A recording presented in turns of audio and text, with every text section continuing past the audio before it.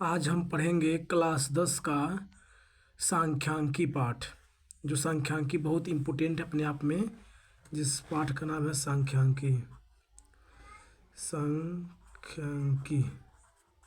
सांख्यिकी पाठ है जो बहुत इम्पोर्टेंट है। इसमें हमें 3 चीज़ पढ़ना है, आपको मैं बता दूं, और इस चीज़ को ध्यान से हम पढ़ेंगे।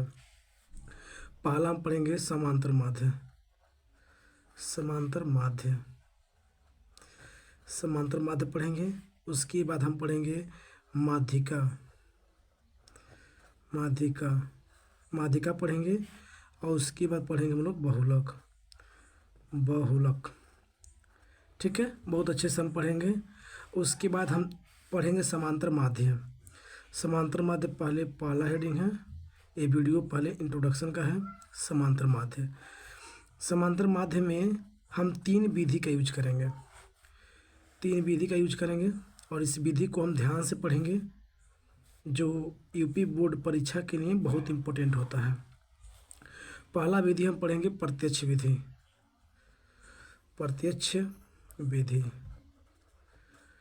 उसके बाद पढ़ेंगे कल्पित माध्य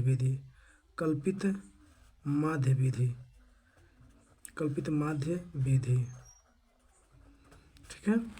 उसके बाद लास्ट पढ़ेंगे पग विचलन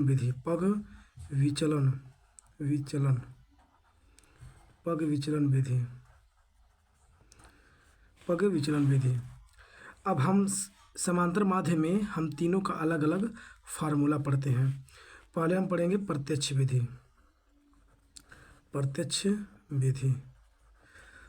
विधि में समांतर माध्य निकालने के लिए समांतर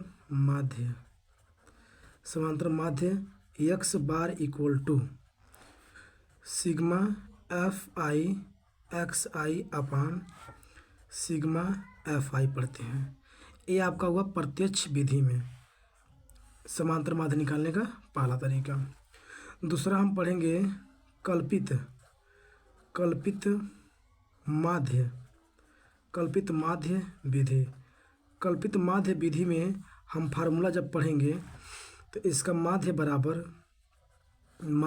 x बार इक्वल टू आपका होगा a plus sigma fi ti upon sigma fi, जहाँ डी आई इक्वल टू होता है x माइनस ए, यानी xi माइनस ए। और जो ए होता है वो 2 कंडीशन पे निर्भर करता है।